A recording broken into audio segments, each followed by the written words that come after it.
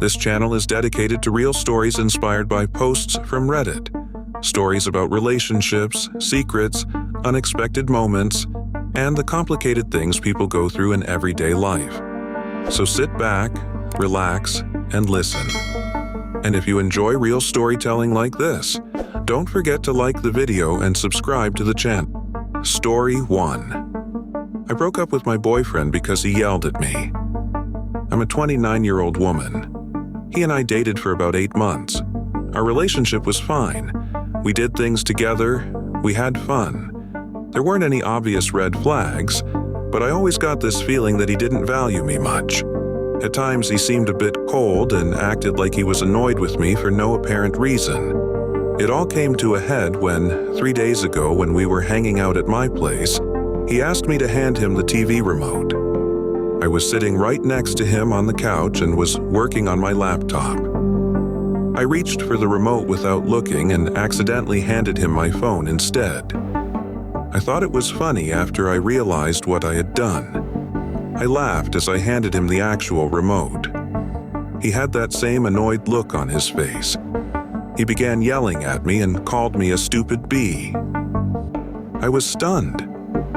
I have never raised my voice at him or disrespected him in any way. I did not deserve to be treated this way.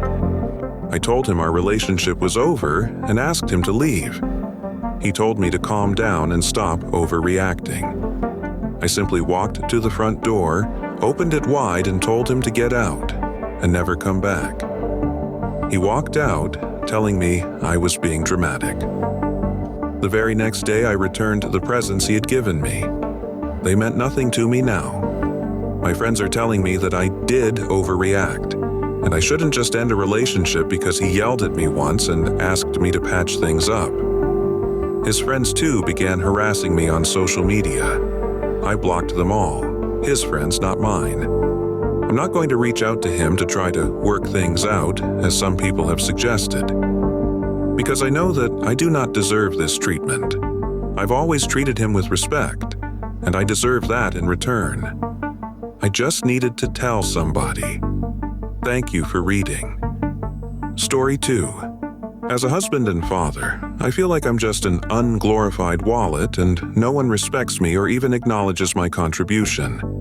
I've been married for 8 years. I'm 30, my wife is 33. We have 2 kids, a boy, 5, and a girl, 3. I get up every weekday at 4 a.m., clean up the litter box, walk the dog, sweep up the house. No vacuum because everyone is still sleeping. I folded the clothes that had dried overnight in the dryer. I check the children's laundry baskets and start new loads. I go for 3 miles run in the dark at 5 a.m. I'm showered and on the road by 6 a.m. I commute for an hour and a half to a job I'm not particularly thrilled about, but I'm good at it and I'm paid well. I'd rather be home building furniture and learning to be a chef. Officially, I work from 8 a.m. to 5 p.m., but we rarely finish at the office before 6:30 p.m. I drive home for another hour and a half. When I get home, the house is a mess. There's no dinner. I'm starving. Did they eat? Yes, they did. Uber Eats. Did they order anything for Dad? Maybe, if I'm lucky. Wife will be on her phone. Daughter sometimes sleeps in, sometimes not. Son sometimes sleeps in, sometimes not. I'd like to spend time with them, but I need to eat. Bowl of cereal or TV dinner then. I check the laundry machine. Yup.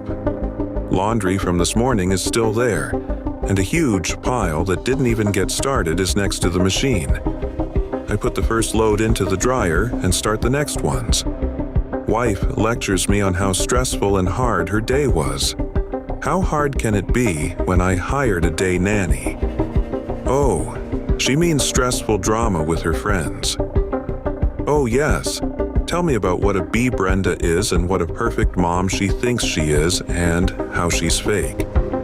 My, that's so interesting. She tells me about how I never have time for any of them and how I'm an absentee father and I need to step up my contribution at home. Well, this weekend I have to mow the lawn and paint the garage and do all sorts of other chores you insist need to be done only by me. I'm sorry if there's not two of me, and I can't go on play dates with you and go to champagne brunches where you all pat one another on the back and tell one another how brave and hardworking you are to be sitting in a restaurant, paying $50 for a plate of food at noon, on a weekday for a 3-hour lunch, and yoga afterward when your husband gets a Stouffer's TV dinner that he heats himself. I'm sorry I can't be like the J. Crew family in the ad and be smiling all the time. Someone must pay for the house you insisted on, the SUVs you insisted on, the Montessori school you insisted on, the fashionable clothes you insisted on, the organic this and that you insisted on, the hair salon and nail appointments you insisted on. Thanks for calling me selfish for spending time on myself on my 3-mile runs. It's the only thing for me I ever get to do, thanks, and it's while you're sleeping. I really wish you wouldn't condescend to me when you discuss me to your friends, as if I'm obsessed with my career, and that's why you're stuck being supermom. You already know I'm happy with an apartment and used economy cars and buying our clothes at Target and working a job where I get to be home to see my kids. Why are you and the nanny so busy that your combined efforts can't put the load of laundry in the dryer and press a button? Why do you leave dishes in the sink for me to do after I come home? If you want me to keep working my $160,000 a year job to fund your lifestyle, that's fine. I'm your hubby, and that's what I signed up for. I'm your man, and it's my job to support you. I wish you would act like you're on my side, though. Realize that I want to be home. But if you want all the stuff you insist are non-negotiable, someone's got to go out there and pay for them because that shit isn't free. Thing is, all of it would be okay if you just said, "Thanks, Mike.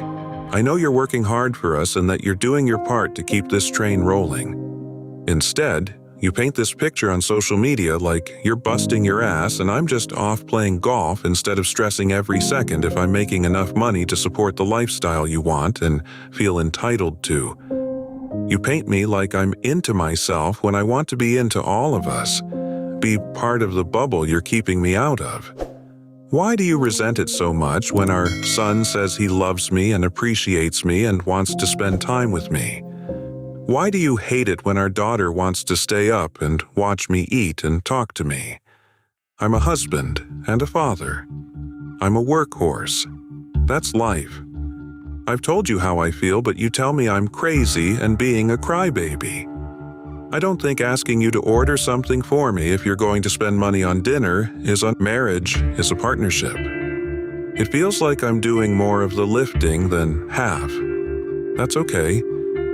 But I need you to not gaslight me and treat me like I do nothing while you do everything. That's not cool. I'm not your dad, but I feel like I've just taken custody of you and our kids and just get treated like crap. Please stop rolling your eyes like it's cringe when I try to play guitar and sing with our kids. They love it. You don't have to, but please don't encourage them to laugh at me. This is not a contest. This is marriage. I do my part. You do your part. Your part shouldn't be laughing at my part, thanks. Also, it's hard to get a boner when you're berating me. Be glad I can get it up at all when we make love. Thanks. Story 3. I've realized I detest my boyfriend. We've been together almost 3 years. We live together. I support us 100%. In the time we've been together, he's worked maybe 2 months. He's depressed and anxious, and he steals all the oxygen and joy out of every room. He never wants to go anywhere, but then complains that we never go anywhere. I got him an interview at my work, a moderately well-paid entry-level position. He refused to go, saying he wasn't ready. Then he spends time complaining about not having a job. You get the idea. Everything in our lives revolves around him and his moods. He cries, yells, or just sighs incessantly. There's no laughter or happiness in our home. I walk on eggshells all the time. I dread coming home from work. He grabbed me a few days ago and shook me so hard I'm bruised on my upper arms. The apartment is in my name, but he literally has nowhere to go because he has no friends and he refuses to contact his family.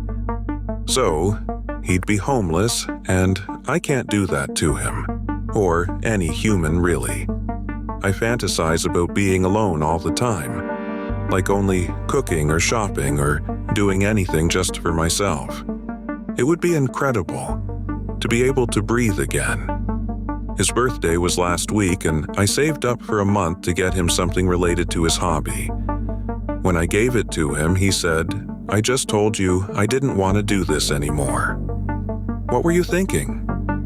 I think at that point, any love I still felt for him just died. He doesn't cook, clean, care for his dog, or do anything but play video games.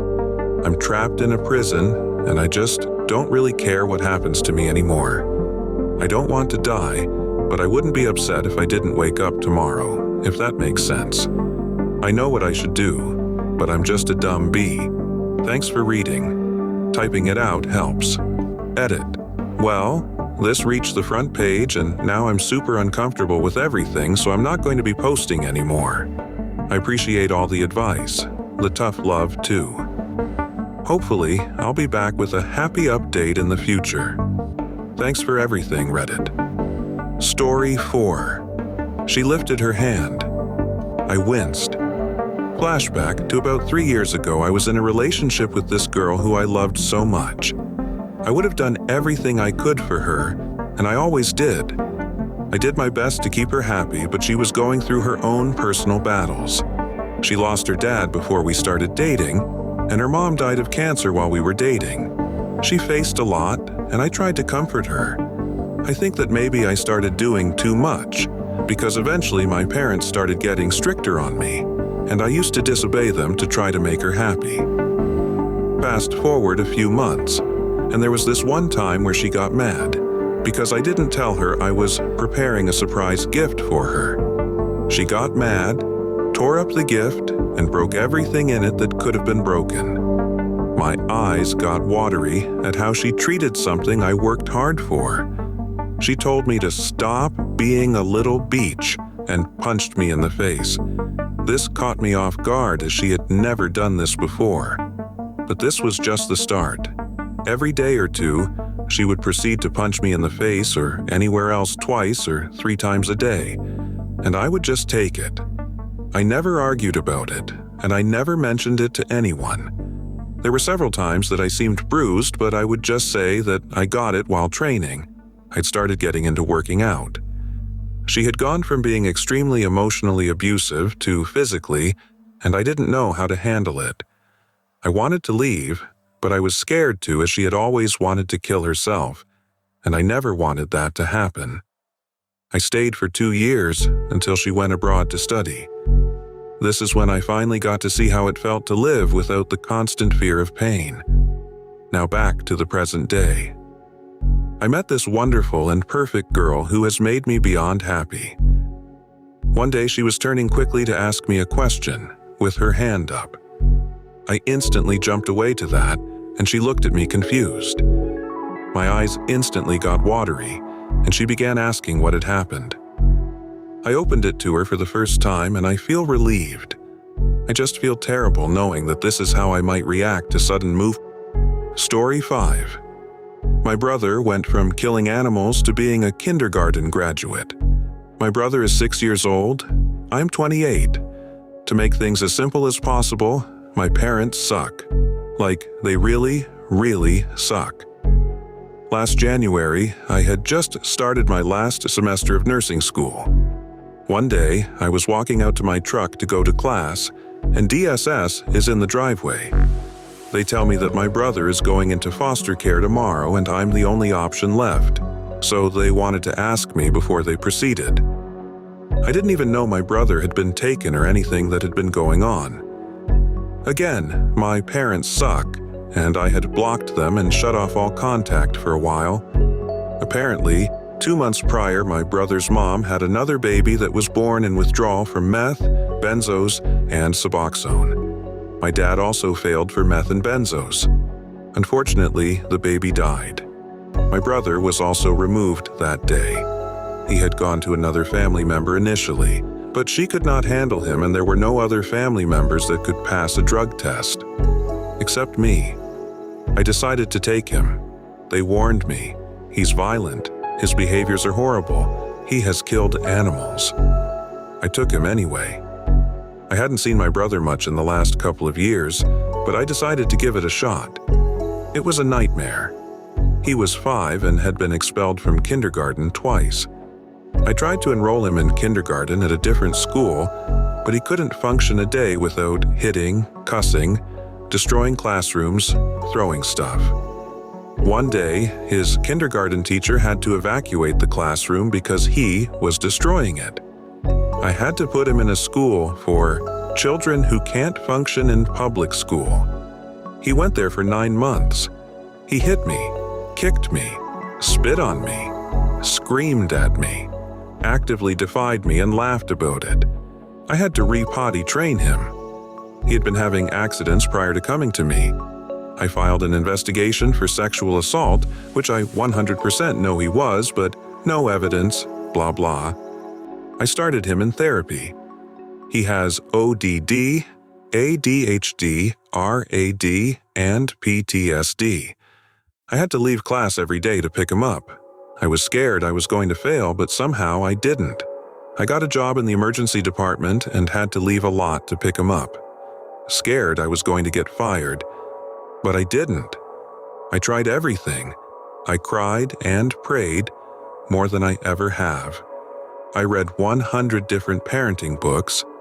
I went to therapy for myself because it was so much, and I felt like my 2 children weren't getting any of the attention they deserved because what little I had to pour, I poured into him. I started going to therapy with him weekly. One day, I went to the courthouse to relinquish my custodial rights. I just couldn't take it anymore. 2 days later, I took it back and kept telling myself, don't give up, be who you needed. My brother hasn't had any accidents in a year. He hasn't harmed any animals. He had to repeat kindergarten, but he has repeated it in public school, and I haven't had to pick him up in over 6 months. He can now count to 100 when before he couldn't even recognize the numbers between 1 and 10. He can read when before he couldn't even recognize any letters of the alphabet. He says, please, and thank you, and listens when he is told to do something or to stop doing something. He doesn't kick or hit or bite or scream. And just last week, he walked across the stage as a kindergarten graduate. A day I often wondered would even be possible. I believe my brother, my son, is going to grow up and do very big things. I'm glad I didn't give up. I'm glad I could be who I needed. Story 6, I am responsible for the deaths of several people. Around 4 years ago, I was a vendor on the darknet.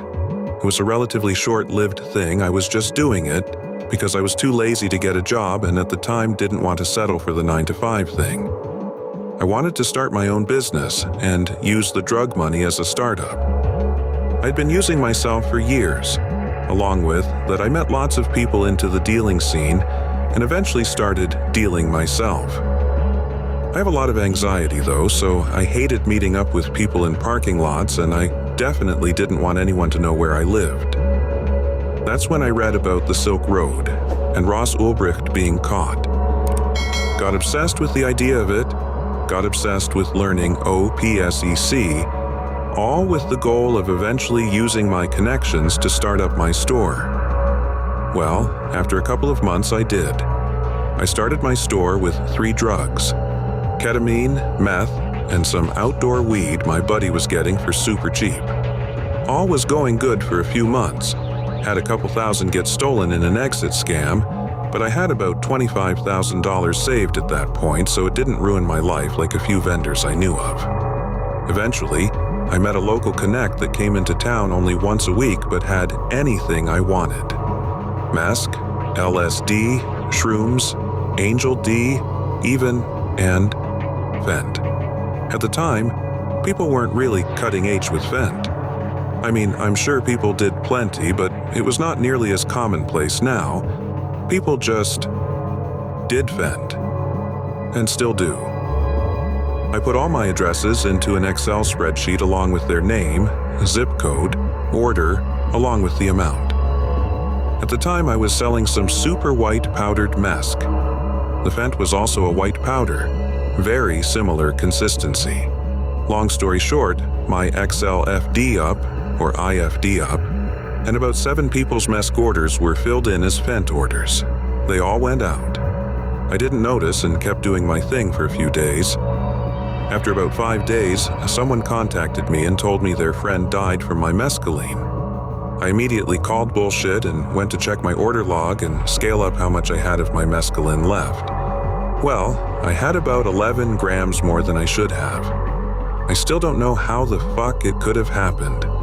I wasn't a user, but I was definitely high off dabs. I went to check my order log on the market to see if anyone had finalized their purchase, and a couple of them were, but none from a specific day, including the person that messaged me. No one that had purchased mescaline that day had finalized their orders. The market I was in also had a feature to see the user's last activity, and none of them had logged in at least 3 days. Most, 2 days. I immediately deactivated my vendor account. I didn't even need confirmation.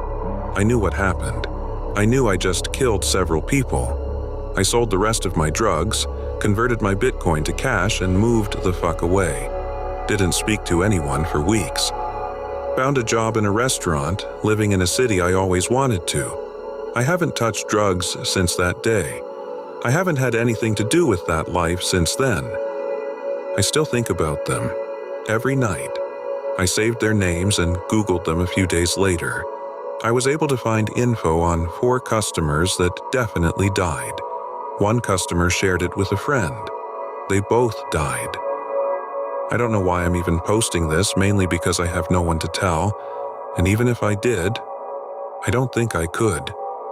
I spend my days sober, clocking into work, clocking out of work, coming home, playing video games.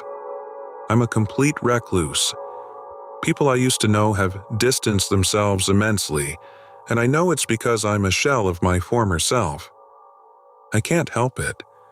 Could I even tell a therapist about this? I don't feel like I deserve to be alive. Am I really living anyway?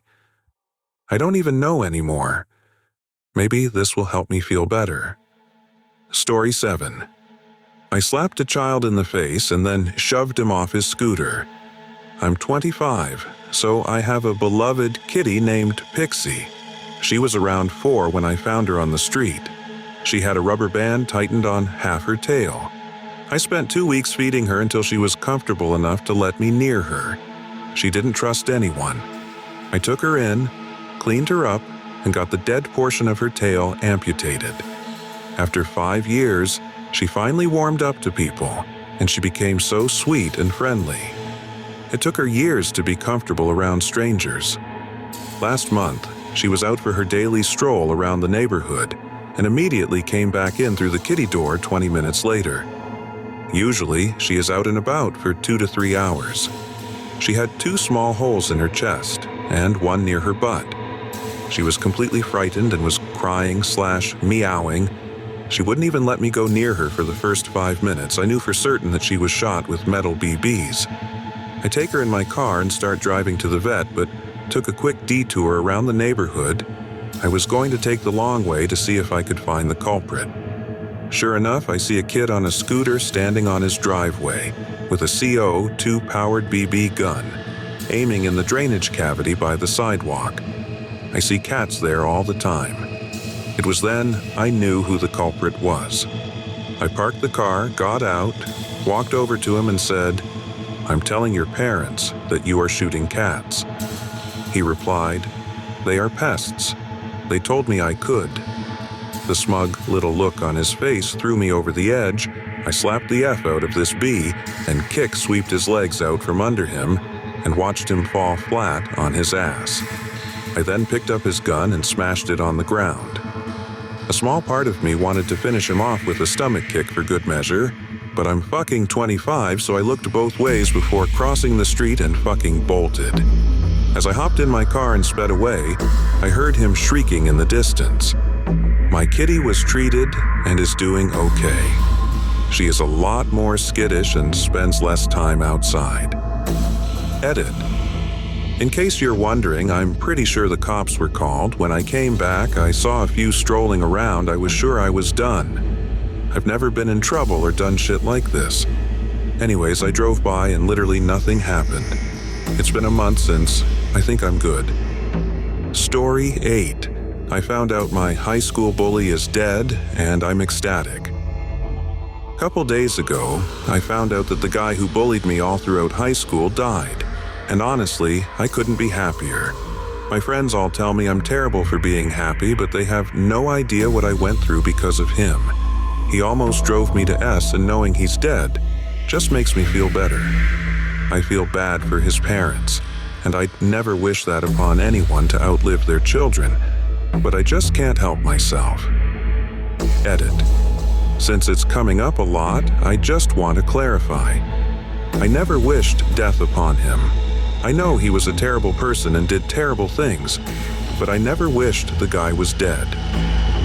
Edit 2. For those asking or wondering how he died, I don't know. I assume it was drugs or alcohol because the obituaries never stated anything, nor was it explained on social media.